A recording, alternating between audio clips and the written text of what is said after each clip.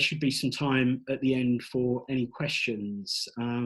So the title of the workshop, as it says there, is Thriving, Not Just Surviving in a Crisis. I think it's fair to say, if you'll pardon my language, the shit hit the fan a few weeks ago with coronavirus and threw the world into a spin. So what I wanted to share today were some marketing strategies and tactics that I hope will help you overcome this crisis and thrive going forward. So I've got 4 objectives that I wanted to share with you today. So the first one, I think it's important for everyone, if you don't already, and I'm assuming everybody really does understand where they are now, but also to get a better understanding of, some basic marketing principles. The third one is some clarity on the road ahead, and especially the next 3 months. I don't think any of us can really see beyond, the next 3 months. None of us really knows what's around the corner. And let's be honest, in everybody's marketing or business plan at the turn of the year, I don't think we had pandemic anywhere on the horizon. So 3 months, is a good time frame with which to do your planning.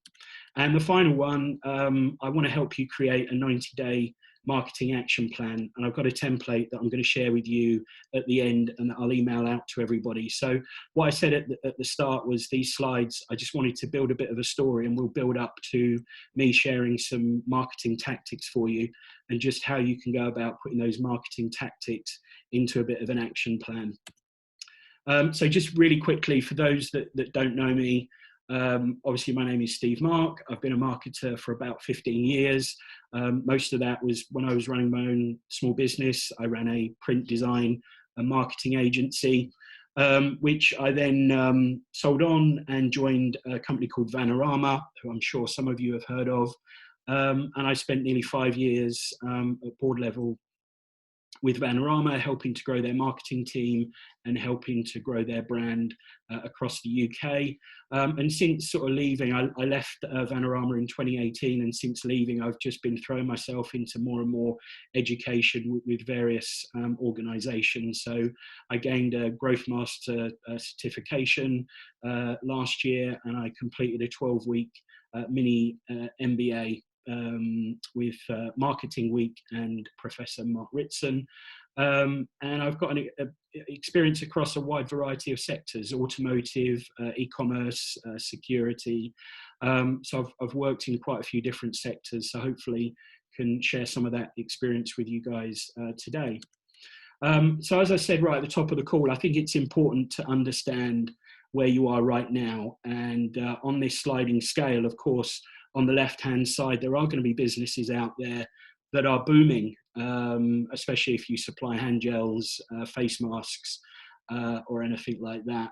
Then there's going to be companies that are business as usual. You're used to transacting online and not much has changed. That doesn't mean to say you don't have to do anything, because as we've seen with coronavirus, the world, will throw anything at us. Then we've got businesses that have been slightly affected. They might have interruption in their normal services, or their clients might be struggling and their business has been affected. I'd probably put my own business in that sort of orange space at the top left. Then you've got businesses that need to change their model because their model doesn't work, where people can't gather.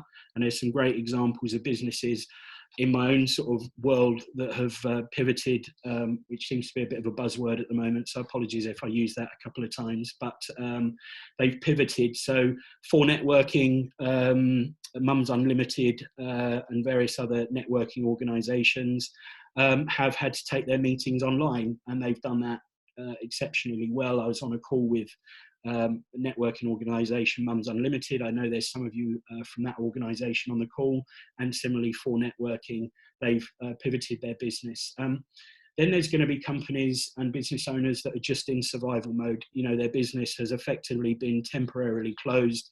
Businesses like, restaurants, pubs, takeaways, any sort of therapists that rely on face-to-face contact, PTs, for example. So they're in a state of survival mode. They're in a bit of a frozen state. But there is plenty that you can still be doing. And then finally, there's businesses that are in total crisis mode. Everything's changed. The bottom has fallen out of their world. So it's important you understand where you are right now. I'm sure you do. But what the steps that you take from now are reliant on understanding where you are now. The important thing is not to panic. Bad decisions are made when everybody starts panicking. And I fully understand that there are business owners that are in panic mode, but just remember this, you don't make great decisions when you're panicking. So try and take yourself out of the panic mode, take a step back from your business and assess it with a very clear vision. So as we go through the deck, I just wanted to start with one fundamental principle that understanding this has really served me well over the years. And I was introduced to this, a few years ago. This is not based on absolute science, but there is a notion that only about 3% of your potential buyers are actively looking and ready to buy right now. So it's only 3% of the market is looking to buy your product right now. And if you try and think pre-coronavirus, if you had 100 people in the audience and you said, hold your hand up if you're looking to buy a car right now, today, I would wager that only a handful of people would hold their hands up. Similarly, if you said, are you looking for an accountant right now, or any other product or service, about 3% would hold their hands up. If you said, would you be open to having a conversation, then you'd probably get a few more hands up.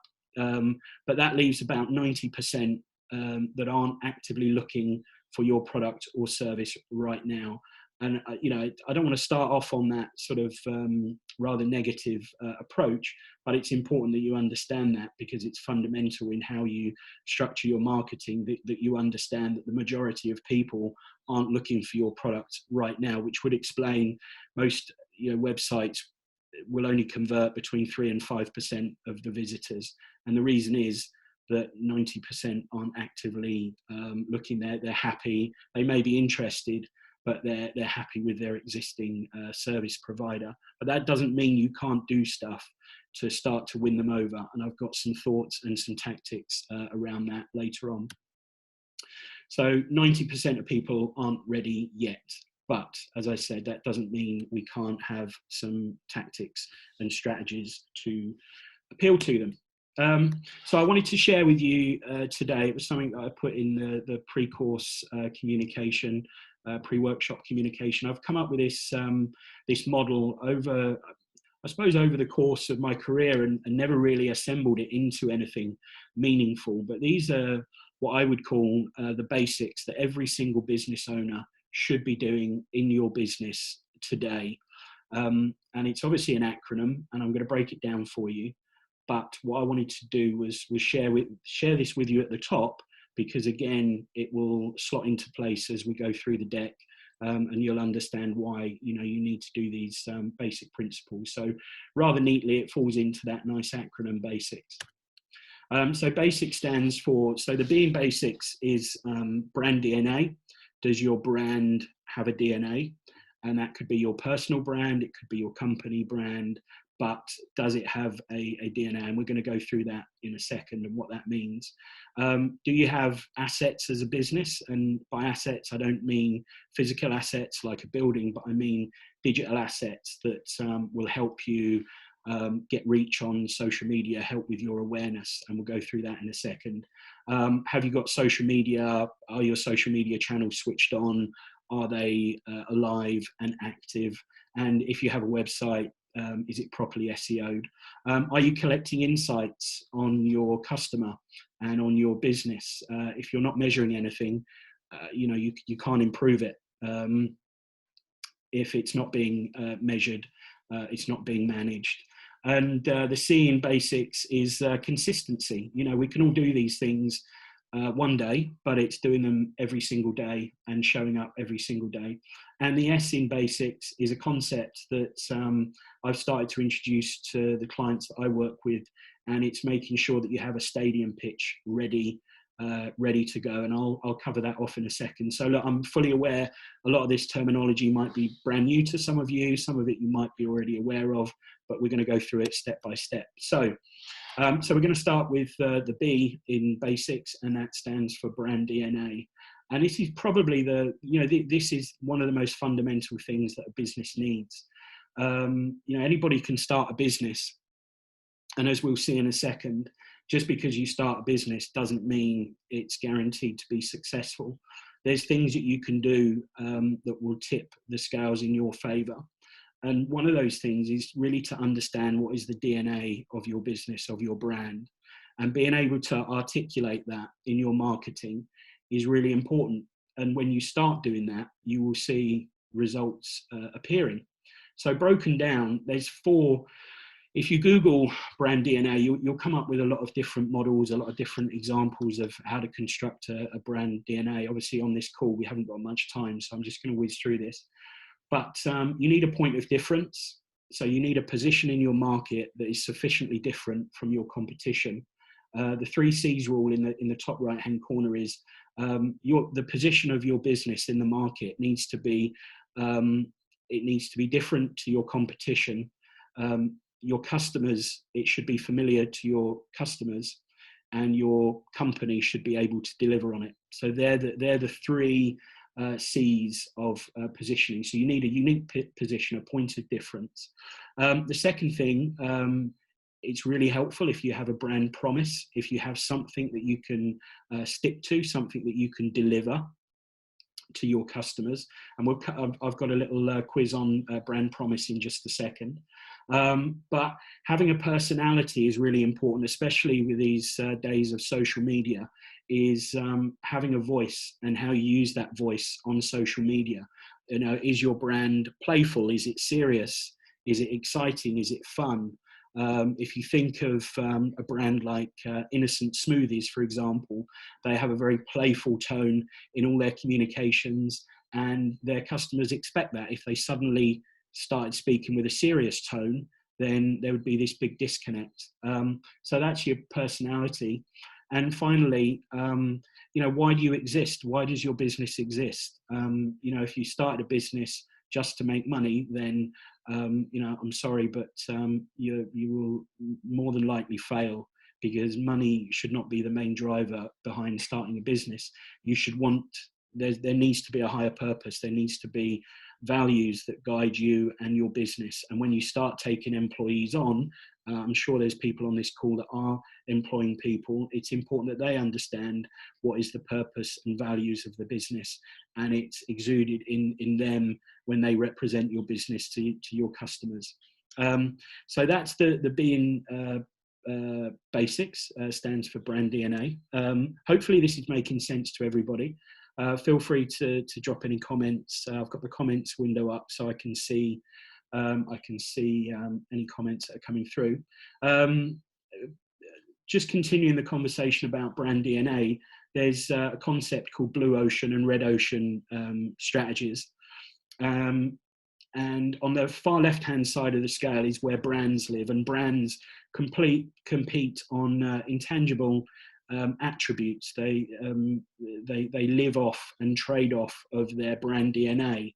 Brands like Apple and Samsung and Nike and brands like that will have this intangible attribute that ensures that they don't have to compete so much on price. And if you're on the far right hand side of the scale, you're in a very competitive area where availability of your product is high.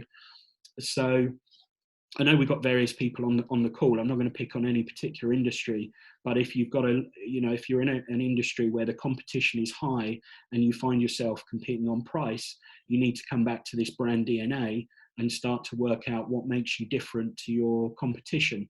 And as soon as you can start to create a difference between you and the competition, then you can start moving up that scale. So competing less on price and convenience, and more being able to charge what you're worth, because you are sufficiently different from your competition. So we're going to use the chat facility, so hopefully this works. So I've got 4 brand promises here for leading brands in the world. I'll read them out one by one, and if you drop in the chat window who you think I'm talking about, we'll see who's going to come out top of the class. So the first brand promise is to bring inspiration and innovation to every athlete in the world. If you use the chat or the comment facility, feel free to drop in. Yeah, look at that, loads of Nikes coming through. So yeah, you're absolutely spot on. That's Nike's brand promise. The second one, the world's most refreshing beer. Any guesses on that? A few guesses coming through, and no one's got the right guess so far. So the second one down is Coors Light. Yeah, a few people getting that. The third one down, this may catch 1 or 2 out, or it should be fairly obvious. To accelerate the advent of sustainable transport by bringing compelling mass market electric cars to market. Yeah, loads of right answers coming through. Tesla, absolutely spot on. So that one is Tesla. And then the final one, and this is sometimes where a brand promise can often be disconnected with the perception of a brand in the market. So I'll read the last one out. Refresh the world in mind, body and spirit, and inspire moments of optimism to create value and make a difference.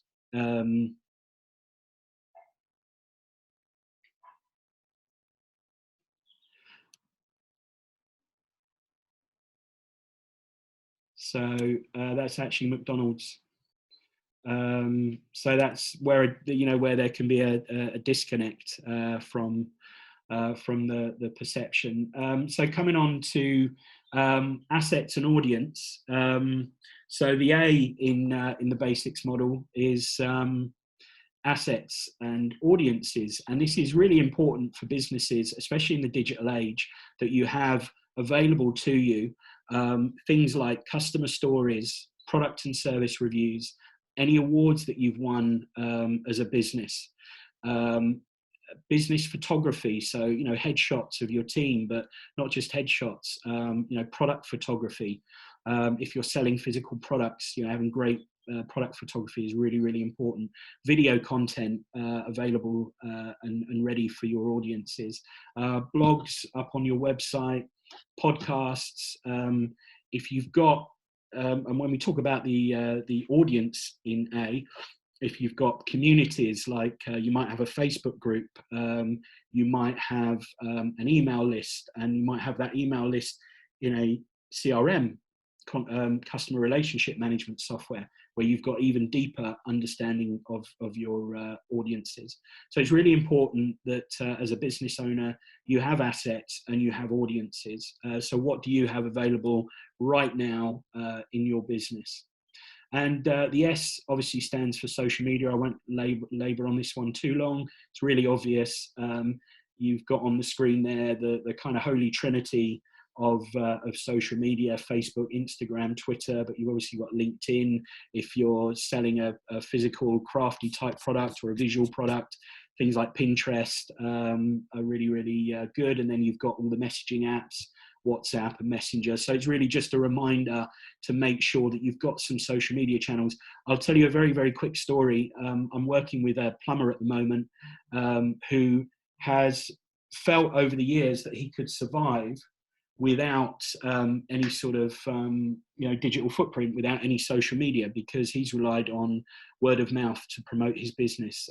Now he finds himself in a situation where word of mouth has dried up, and he needs social media channels to help improve his awareness. So that's a lesson that he's learned. So social media, make sure you've got your channels, make sure they're switched on, and make sure they're used regularly. Pick the right ones. I'm not saying have every single social media channel switched on, but pick the right ones for your business where your audience is going to be found. The next one in the S is how good is your SEO? So again, we haven't got much time today, so I can't take you through loads on SEO, but there is one thing that every business owner should do, especially if you're dealing and trading locally, is make sure that you have got a Google My Business listing. It's free, it's relatively straightforward to do. It takes a few minutes and just gives you far more prominence on Google, and Google places a lot of emphasis on businesses that have a Google My Business listing. They're featured on the right hand side on the desktop and in the top quadrant on mobile. But also you can use it to post regularly about your business. So Google, you can do posts on your Google My Business page. You can post offers.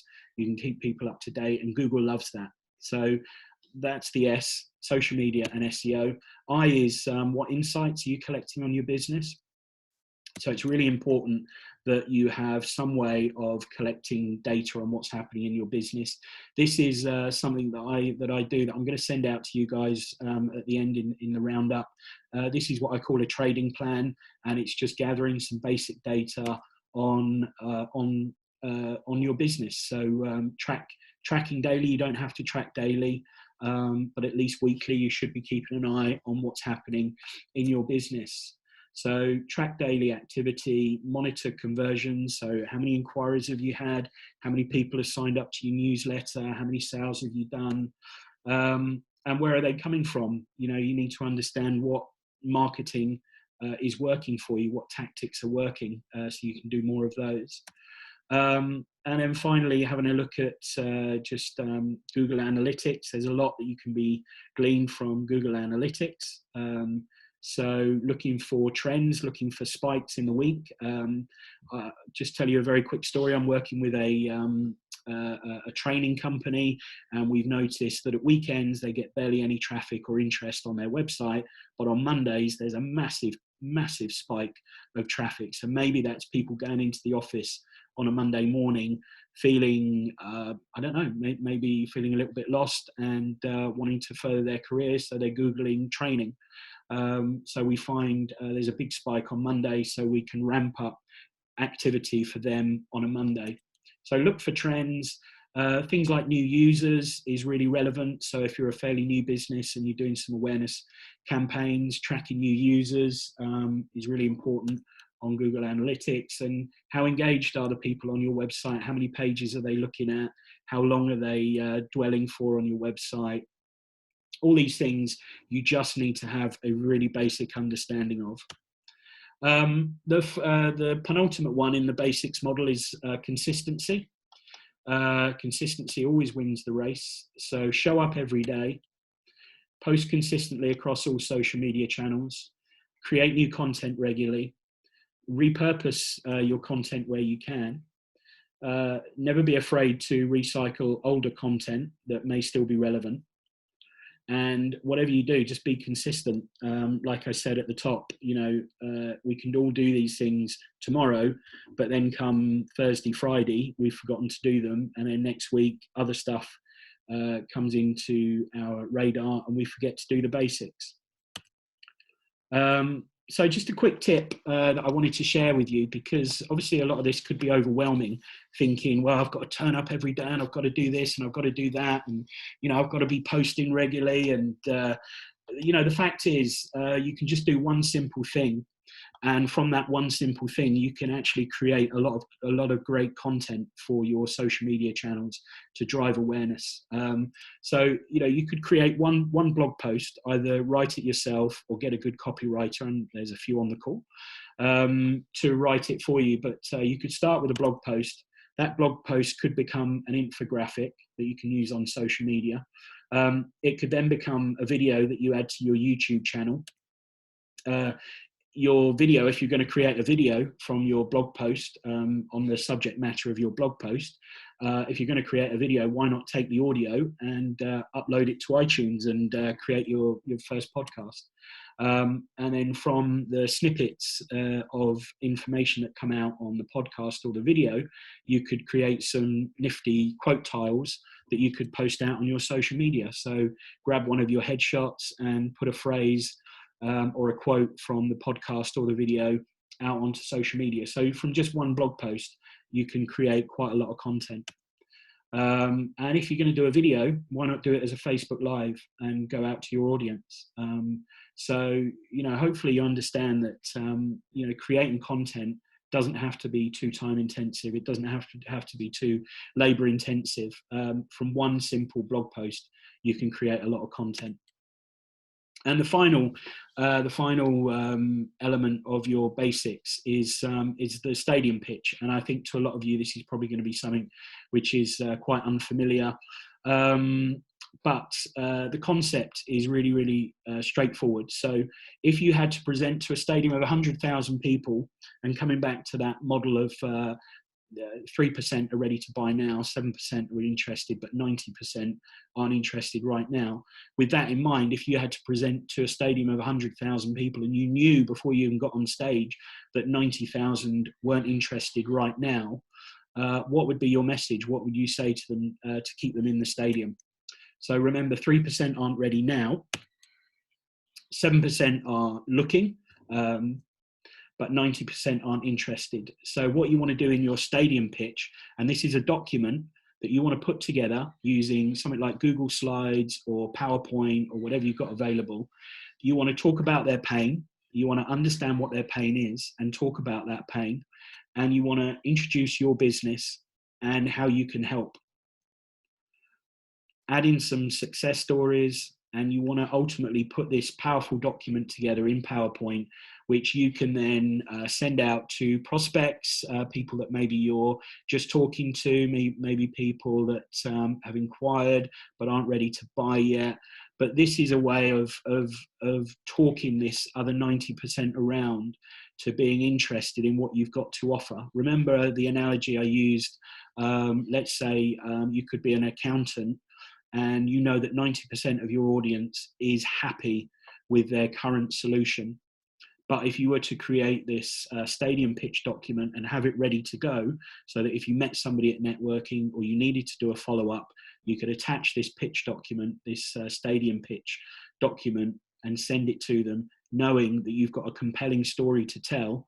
And remember about the brand DNA, you want to put all of that in there, and it just puts together a really tight package that will help you drive more of this 90% into your business.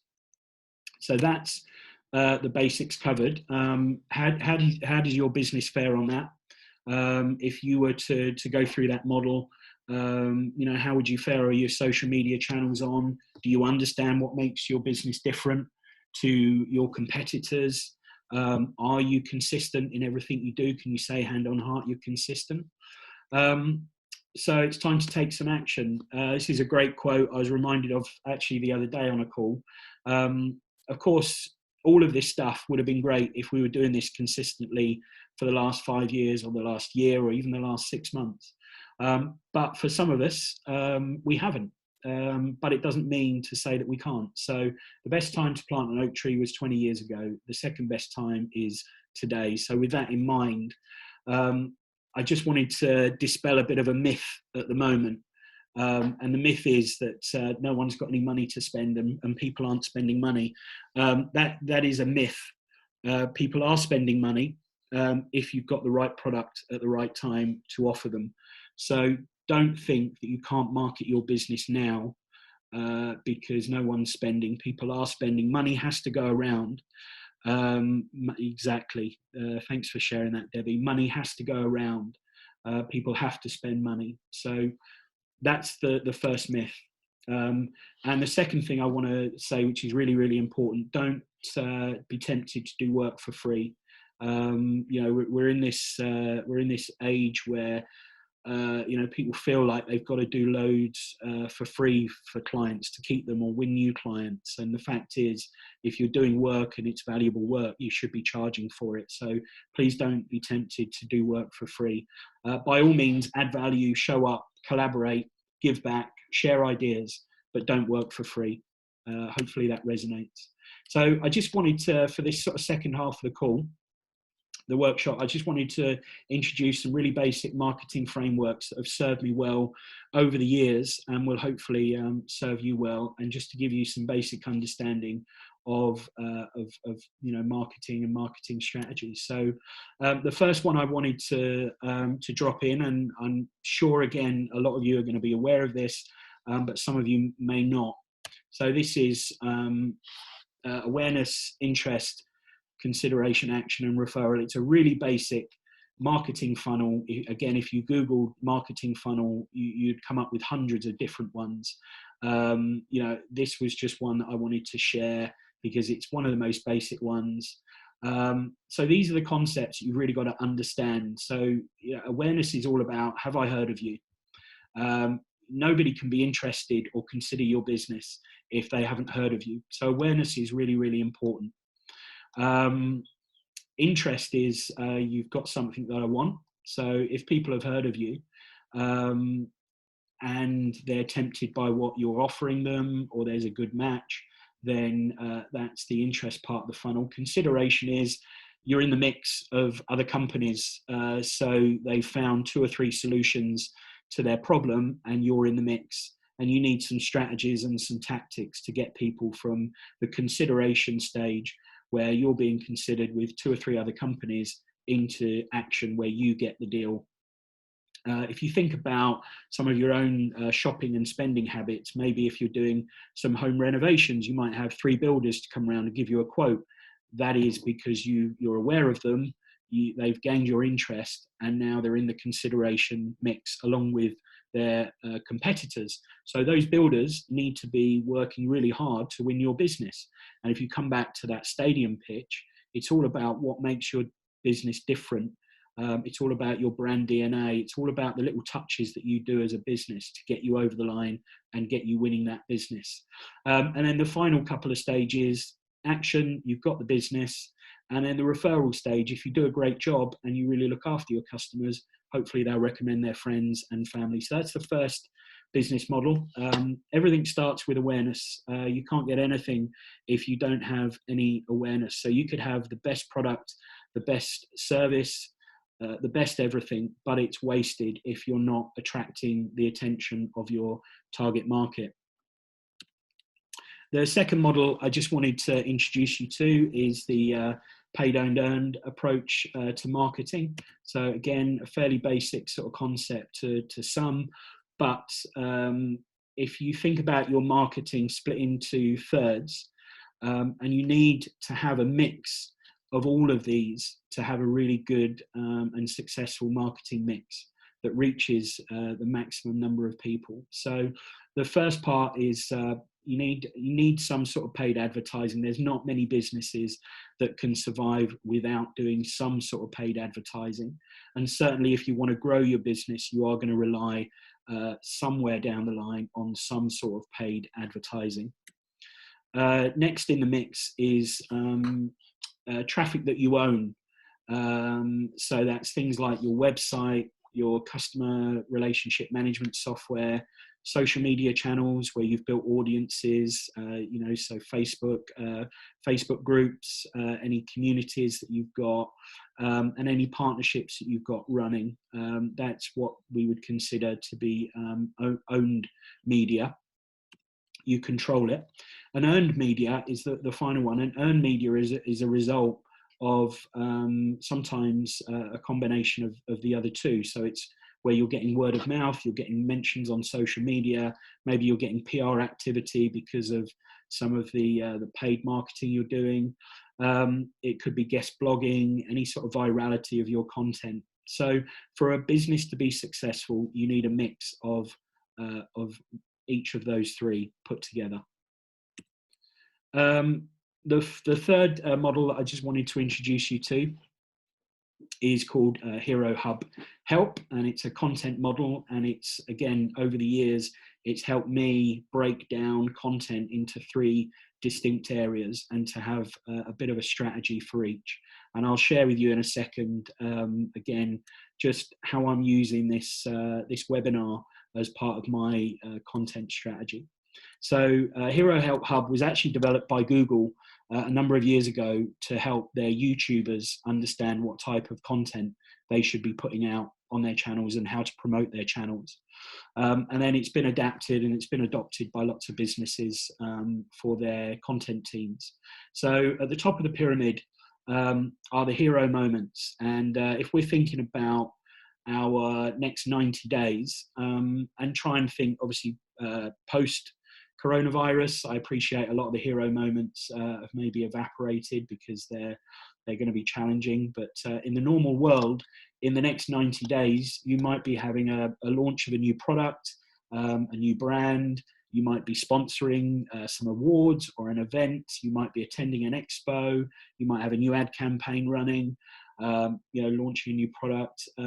So they're the big hero moments that you want your business to really focus on over the next 90 days. The second part of Hero Help Hub is you want regularly scheduled content that is always on, always out there. So it could be a regular podcast, it could be a video series, it could be a regular series of blogs that's going out.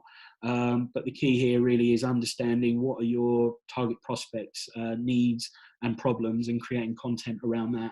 And then the final one, help content is content that answers a very particular need. So if you think about if you're doing home DIY like I've done in the past, and you want to research how you do something, like I wanted to build a decking in my back garden. So I went on to YouTube, how to build decking. Of course, what comes up? Loads of videos from Wix, from B&Q, from Homebase on how to do it. So it's great for getting people into your ecosystem, getting your awareness up. So you need to have a strategy for each one of these. So what are the hero moments? What hub content can you create that's regular, that's consistent? And then what is your audience searching for right now that would really help them? And then that's just a really simple diagram of how you put it together. So have regular hub and they called it hygiene, but help content. So your hub content is your regular series. Your help content at the top where it says hygiene is your everyday, always on, evergreen content that people are searching for, that are solving their problems. And then the final one are these big sort of hero moments. You might only have 2 or 3 of those in the year, but you're going to build up to those and you want to put all your marketing effort behind those. The final model that I want to share with you before we start to sort of move on to where I share some marketing tactics that you can be doing right now. The final model I want to share with you is one that I became familiar with probably a year or 2 ago. I was at an event where somebody shared this and it made a lot of sense and it's backed up by some science. So it's called the 7-11-4 formula. And quite simply what it is as a business, you need to have around 7 hours of content available. So if I was searching for your business at midnight tonight and I couldn't speak to you, would I be able to find content around your business? Would I be able to download a free ebook? Would I be able to grab a book off of Amazon, on Audible, on Kindle? Is there a free taster of your product? Will I find social media posts? Will I find video content on YouTube from you? Have you done any podcasts? Are there any blogs on your website? You get the idea. 7 hours of content. And through those 7 hours of content, the sweet spot that Google found was for customers to have 11 touch points. So, for example, I could be aware of somebody that might help me, say, lose weight. I could watch a video. That video could mention a book that they've written. So I go and download that book. I could read that book. That book then leads me to a free taster session. So I'm going to have the free taster. That free taster then leads me to a week's workshop. That week's workshop then leads me to their masterclass. You get the idea. It's all building to draw me into their ecosystem. So 11 touch points for those 7 hours of content in 4 different places. And, it could be social media, it could be podcasts, it could be on your website, it could be face-to-face, It could be, as I said, on a Kindle. But that's the 7-11-4 formula. 7 hours of content, 11 touch points created from those 7 hours of content and delivered in 4 places. So it might seem scary at first, but remember what I said about repurposing. And I'll share with you what I'm going to do with this webinar. So I'm presenting this webinar now. It's scheduled to last for an hour. We're just about on track. So at the end of this webinar, I'm going to ask you for reviews. So that's a great way of building up my assets. I've recorded it. At least I hope I have. So it's been recorded by Zoom automatically. And then that video I'm going to maybe upload to YouTube and create a YouTube channel off the back of it. I could chunk it down into segments, which then I could post to social media. The theme of today's talk workshop I could use as content for blog posts, which I could add to my website, which I could then share on social media. And I reckon there's at least 3 to 4 hours of content from this one webinar. So hopefully that switched on some light bulbs to you, that just one piece of content can sprout and spread into so much more. So there's some free tools and some paid tools to help with content ideas, because of course, if you are starting with a blog post, you need ideas. So I'm just going to read these out really quickly. So SimilarWeb is a great tool. They have a free version that you can do, and it's great for looking at your competitors and seeing where they're getting traffic from and what social media posts they've put out and what's been the most popular content. There is another tool called Ubersuggest, which is by a guy called Neil Patel, brilliant digital marketer. Start punching in your competitors into the search boxes, and it will do a search on their content and show you where they're getting their best results. Google Trends is great to look at for spikes in what people are searching for right now. So if you're looking for ideas and topics, Google Trends is a great place, and a couple of other tools, BuzzSumo and Ahrefs. And of course, look at your Google Analytics, because what you'll be able to see on your Google Analytics is what people are looking at on your website. And if they're looking at a particular article or a particular page is doing really well, then you maybe want to look at creating some more similar content to what is performing well. So we've covered the basics approach to marketing. As I said to you right at the top, I'm going to share these slides with you. I'm aware, I've had to sort of skip through fairly quickly, but we've covered the basics. What's your brand DNA? How's your social media and SEO, insights, my mind's gone blank, it's at the top. So I just wanted to share with you right now, I'm not going to go through every single one of these, but this is now starting to build where we get to the point where I'll share with you how you can put these marketing frameworks and these tactics together into a 90-day plan. So these are some awareness tactics that I've assembled for you into one place. I'm not going to go through every single one of these one by one because we don't have time, but I just wanted to share with you some ideas on how you can promote your business for free or cheap or relatively low cost right now. And I'll share with you in a second the framework for putting it together into a 90-day plan. But some of the things you could be doing right now to raise awareness, and remember the marketing model that I shared with you a few moments ago, which was awareness, consideration and interest. This is really important stuff for you to understand. So how do you gain awareness? So you could do things like create a Facebook group in your particular niche. There's lots of Facebook groups out there, but there's still lots of niches that haven't been served. It's about how you can be different and how you can position it differently. You could set up and run your first Facebook ads campaign. You might need some help with that, but it is possible to do it on your own. Posting consistently, create a referral scheme so it's easy for people to refer you. Some of the other ones on there, join other Facebook groups in your niche and get active in them. You could host a webinar like this. This is the first time I've done this. It's been terribly exciting. I've been bricking it, thinking the technology is going to fail me, but it all seems to be working because I've got comments coming through. So you could create a webinar in your own particular niche. You could enter some local and national business awards. My sister's hopefully still on the call, and she runs awards, both local and national ones. So entering, you get great PR from business awards. You could offer to guest blog for somebody. You could get people blogging for you. There's loads of ideas there. As I say, I'm not going to go through. I'm not going to go through them one by one, but there's loads of ideas there, and I could probably do another 10 slides like that. And then at the other step in the funnel, how do we get people so they're aware of you, but how do we get people interested and considering you in the mix of maybe other people that they're looking at as well? So know them inside and out, really understand what their problems and desires are.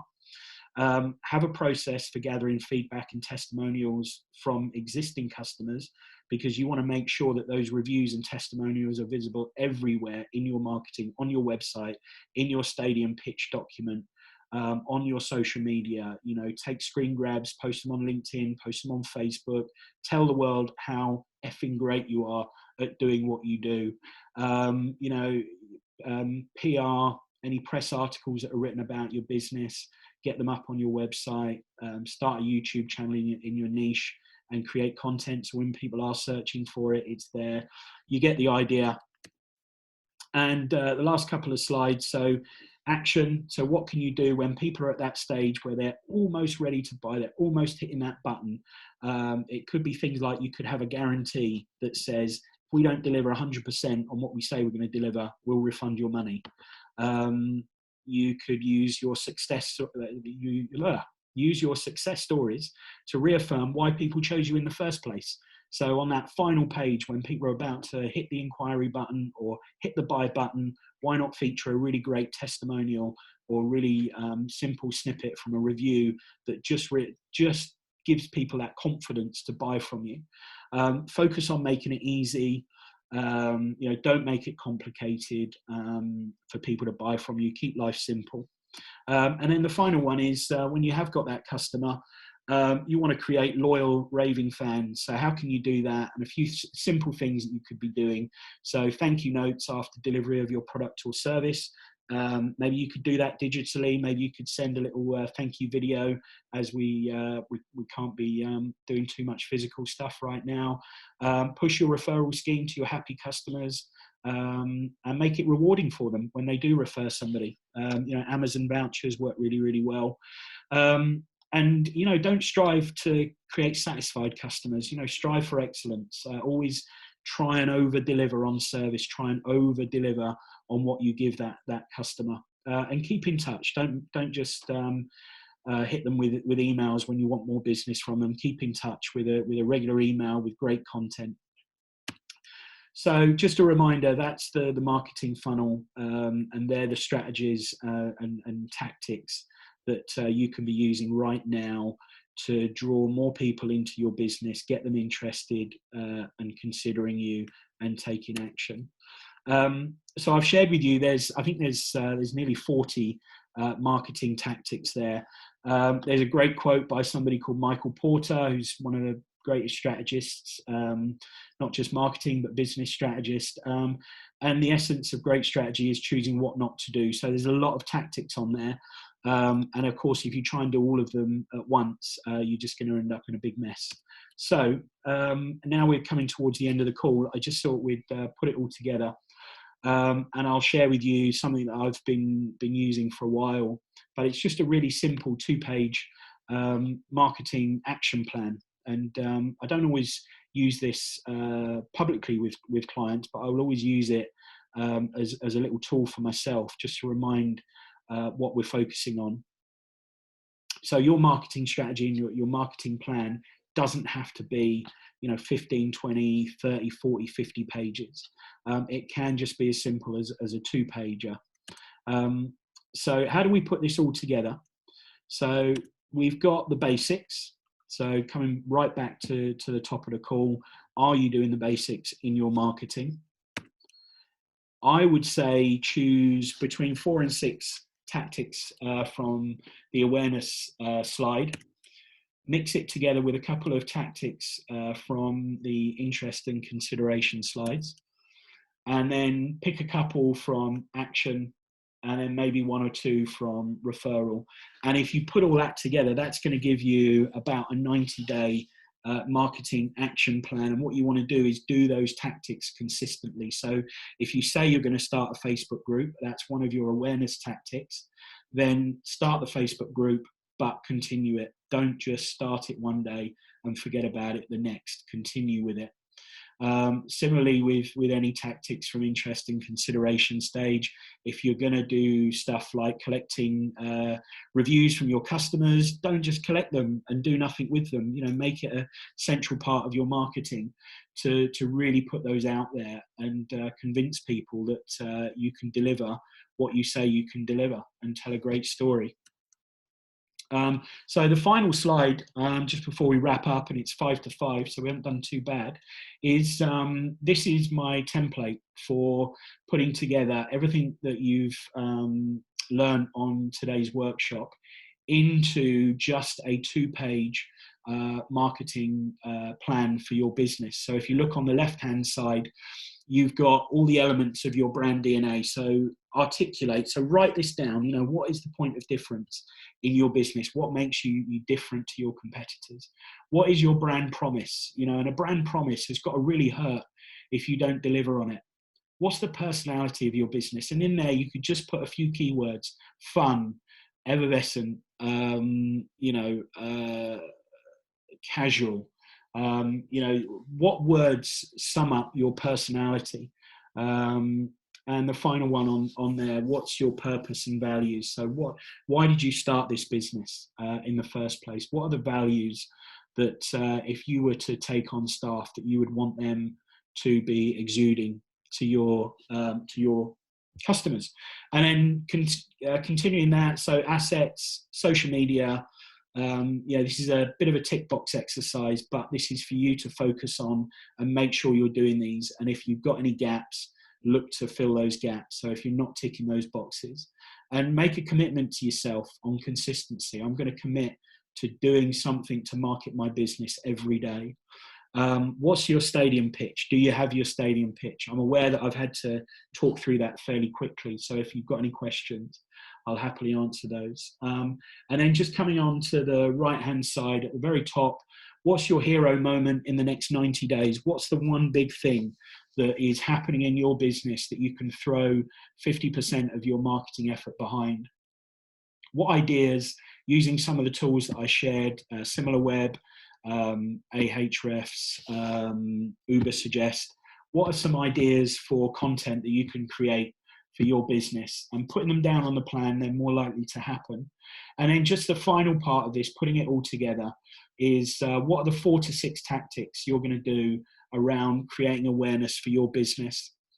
What are the 2 tactics you're going to deploy that will help to get you more in consideration? So if people are aware of you, why are they going to consider you alongside your competitors?